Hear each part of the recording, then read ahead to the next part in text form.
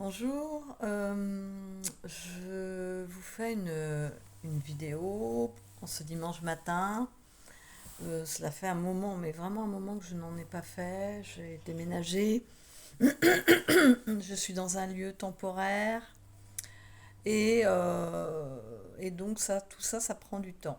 Et, euh, et je voulais aussi être inspirée par des questions qui me sont propres ou qui me sont amenées par des amis. Hier, un ami me dit, parce que je dis on ne peut aimer quelqu'un de la belle manière euh, si on ne s'aime pas soi-même. Il me dit, mais comment s'aimer? Et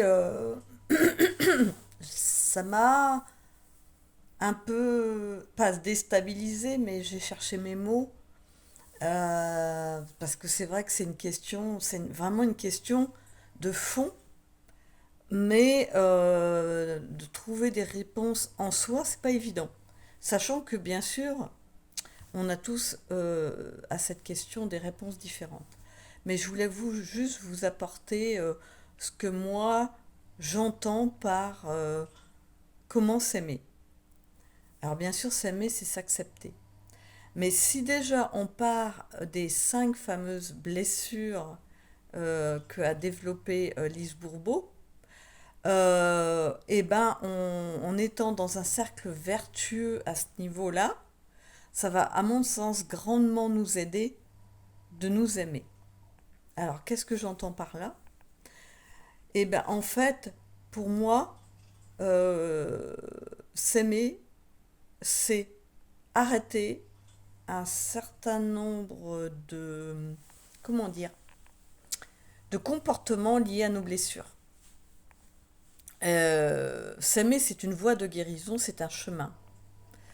Et moi, la première idée qui me vient, c'est déjà de s'accepter comme on est. Donc, c'est en lien avec la blessure de rejet. C'est-à-dire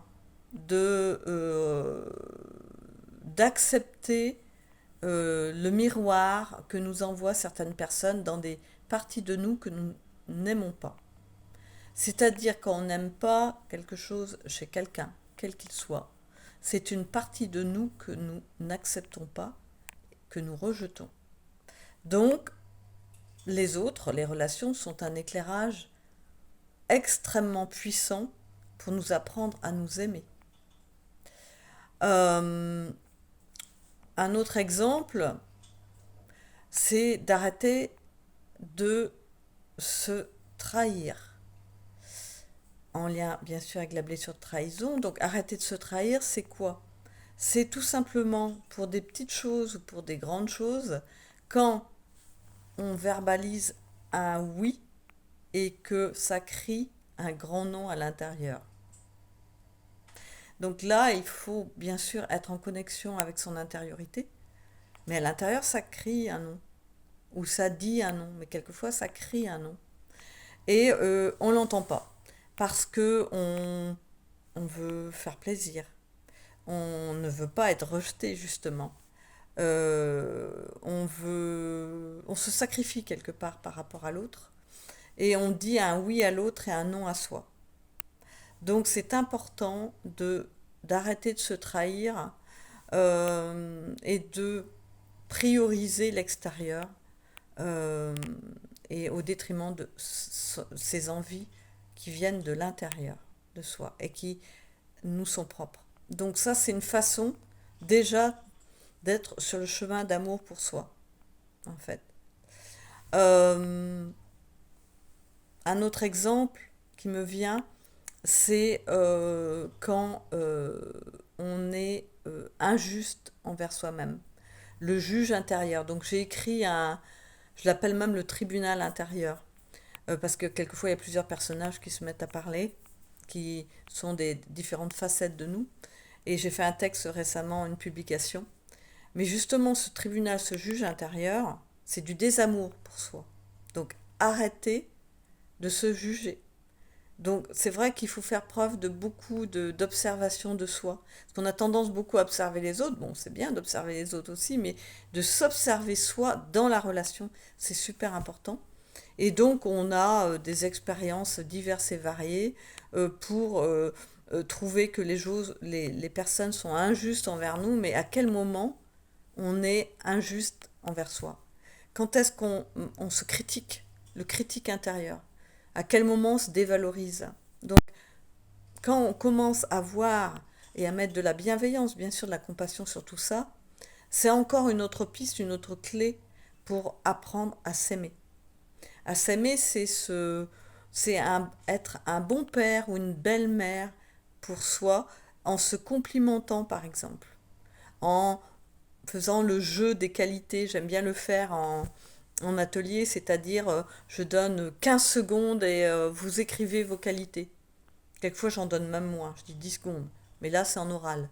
Mais à l'oral, à l'écrit, je donne un temps différent, mais bon, peu importe. Le principe, c'est je vous invite à verbaliser, là, vous qui regardez la vidéo, euh, vos qualités en 10 secondes. Ou en 15 secondes. Allez, vous donnez un temps de 15 secondes. Ça passe vite, 15 secondes, hein. Donc vous mettez un chrono.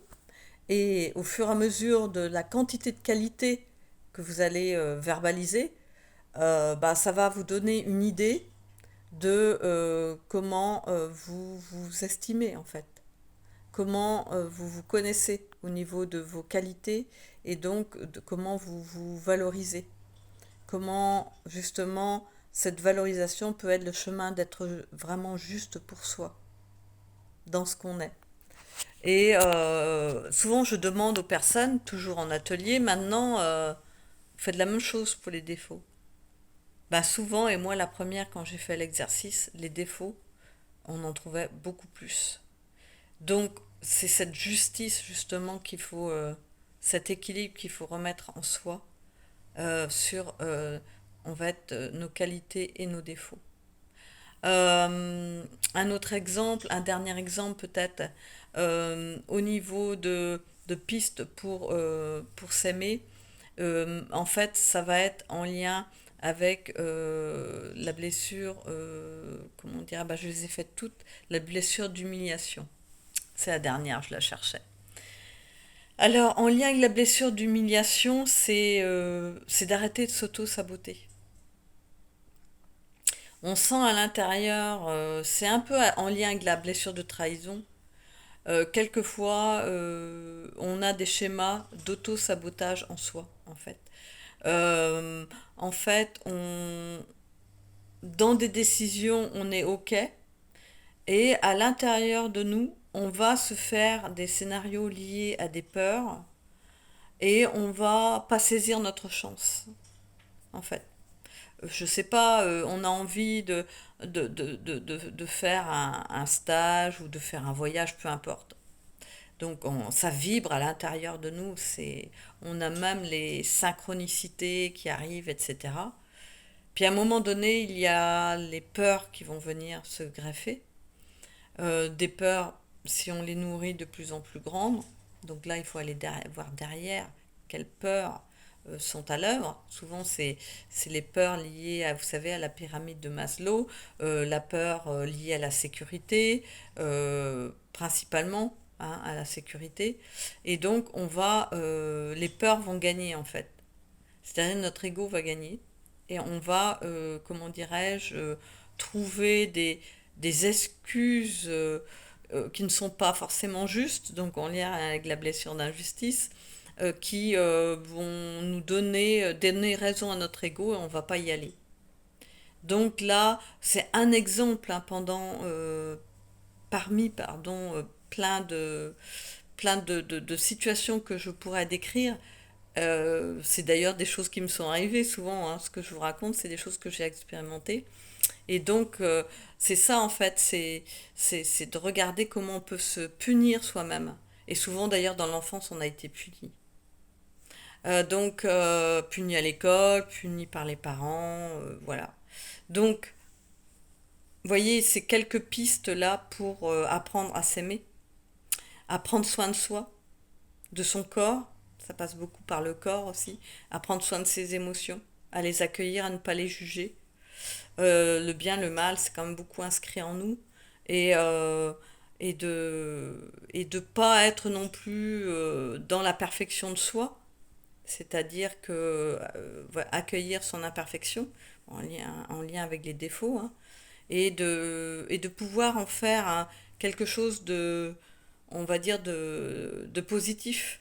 Je pense par exemple à un défaut qui peut être la susceptibilité. Je parle un petit peu pour moi. Bah, c'est une hypersensibilité en fait. Effectivement, on peut considérer que c'est un défaut, qui est d'ailleurs assez embêtant quelquefois. Mais ça vient d'une hypersensibilité. Et ça, on le fait pas exprès, on peut pas forcément le contrôler tout le temps. Et cette hypersensibilité, si on le met dans notre créativité, bah, en fait, elle va venir nourrir cette partie, on va dire, créative de notre hypersensibilité, et l'hypersensibilité donc va être accueillie et mise dans la matière, et donc ça va venir diminuer cette susceptibilité. En tout cas, ça a été mon expérience, et je voulais vous la partager. Je prends l'exemple de la susceptibilité, je ne pourrais pas prendre l'exemple de tout. Donc, il y a en fait, comment dirais-je, à chaque défaut un pendant positif qu'il faut mettre, on va dire, en lumière, en fait. Hein, c'est important. Et de ne pas voir le défaut comme quelque chose de mal, voilà, de poser un jugement dessus. Voilà pour cette vidéo de dimanche. Voilà, c'est un peu cocooning là, c'est la période des fêtes bientôt. Et bah, je vous souhaite un beau dimanche et je vous dis à tout bientôt.